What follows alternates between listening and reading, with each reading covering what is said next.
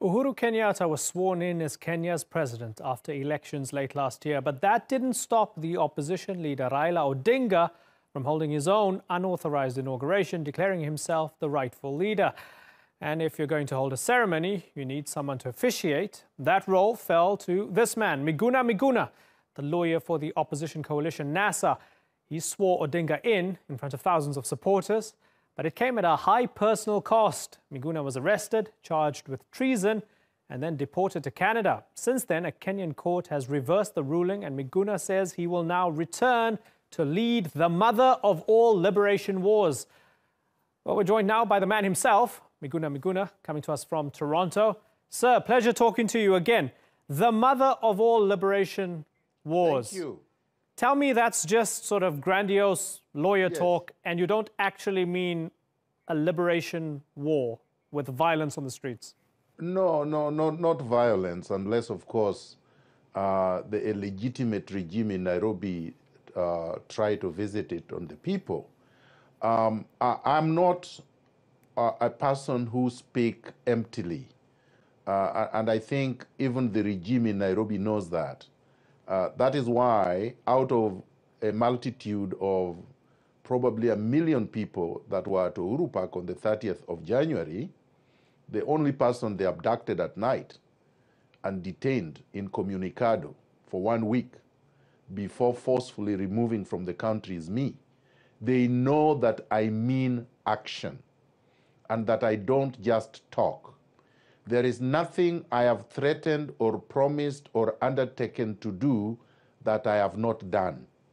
I said that Raila Odinga would be sworn in as the people's president on the 30th of January, and that I would do it whether Raila Odinga liked it or not, and it was done.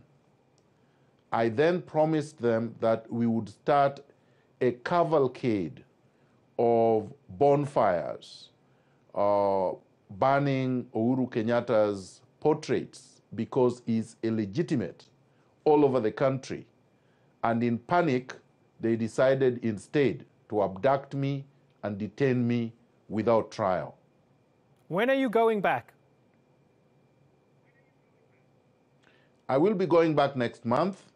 I'm going to start my global tour at the end of this week, which will take me to cities in Canada, the US, the UK, the mainland Europe, part of the Arab world, part of Africa, then back to Kenya. I should be back there by mid next month. Now, what's interesting is that we see this as a sort of David and Goliath. They charge you with treason. They kick you out of the country. You're against Kenyatta. You're against Jubilee. But the recent news lines show that you're fighting your own friends from the NRM, which you formed after NASA.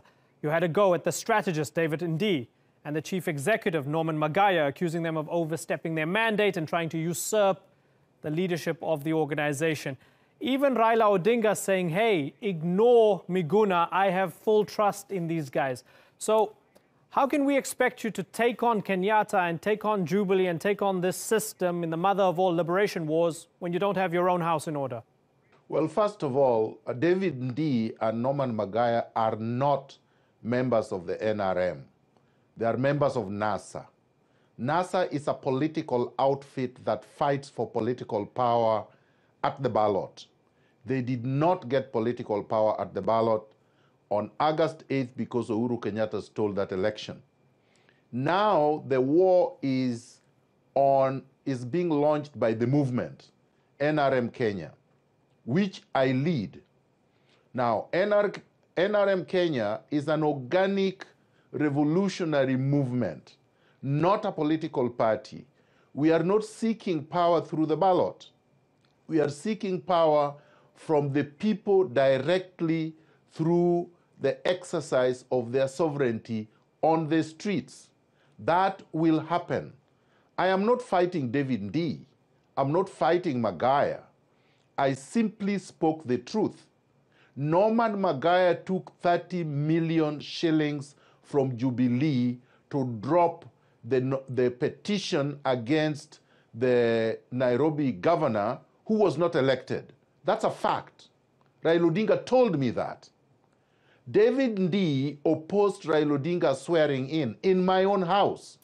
I needed to be able to set the record straight because they were celebrating after I was arrested. You see, the problem with Kenya has been that we have fought liberation struggles through deception without integrity. I have decided, and members of the NRM have decided, that this war is going to be won through honesty, through truth, through integrity, and through courage, not deception, not lies. But did it having sting you? said that, Certainly. our enemy is Jubilee, the regime in Nairobi, not these other people. We just needed to set the record straight in our own house and then move ahead against the enemy. I understand that fully. And you say that the enemy is Jubilee and the enemy is Kenyatta. But as a result of you trying to set the record straight, I'm going to go back to this again. You have the man you swore in as the people's president, yes, Raila Odinga, who's saying, don't listen to Miguna, yes, don't listen to this guy, ignore him. Doesn't that sting? Listen, you ignore Miguna at your own peril. Raila Odinga knows that. It is easier said than done. The youth in Nairobi, the youth in Kenya are not going to ignore me. They listen to me.